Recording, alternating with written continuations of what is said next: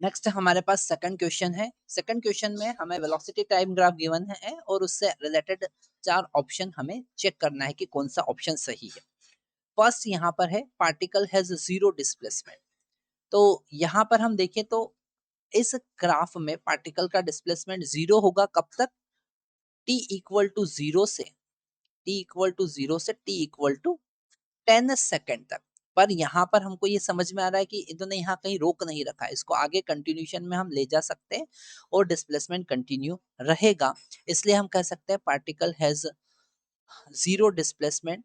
ये wrong option होगा क्योंकि उसका जीरो डिस्प्लेसमेंट नहीं है। वो पहले पॉजिटिव डायरेक्शन में चला, फिर टी इक्वल टू जीरो पर वो टी इक्वल टू 5 सेकंड पर टर्न हुआ और फिर वापस से वो अपोजिट डायरेक्शन में चलने लगा। पर टी इक्वल टू हम ऐसा कह सकते हैं कि टी इक्वल टू जीरो से वो स्टार्ट हुआ, फिर आगे बढ़ा, है ना।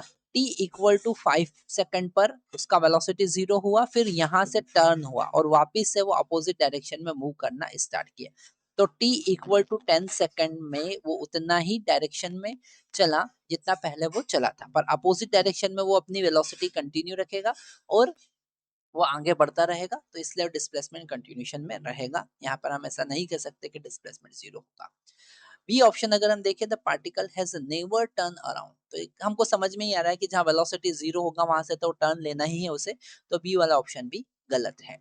The particle has constant acceleration, अगर यहाँ पर velocity time graph straight line है तो एक्सेलरेशन क्या होगा, कांस्टेंट होगा, बिल्कुल सही है।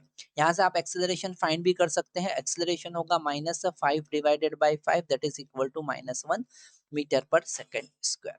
ओके, तो acceleration throughout the motion क्या होगा, कांस्टेंट होगा। डी अगर हम देखें तो average speed in interval 0 to 5 second is same as the average speed in 5 to 10 second.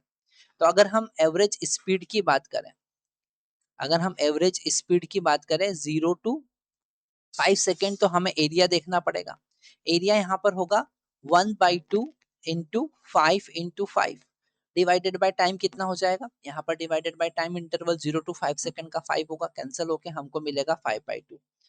Okay, अगर हम एवरेज स्पीड देखते हैं 5 टू 10 सेकेंड का, तो वहां पर फिर से हम नीचे वाला एरिया देखेंगे 5 टू 10 सेकेंड, फिर से वो एक ट्राइंगल है 1/2, हाइट है 5, बेस है 5 डिवाइडेड बाय टोटल टाइम है 5, क्योंकि 10 माइनस 5 कितना होगा 5।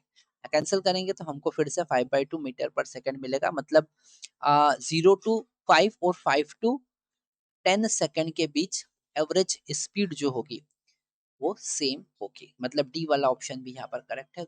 To option are same, are correct option.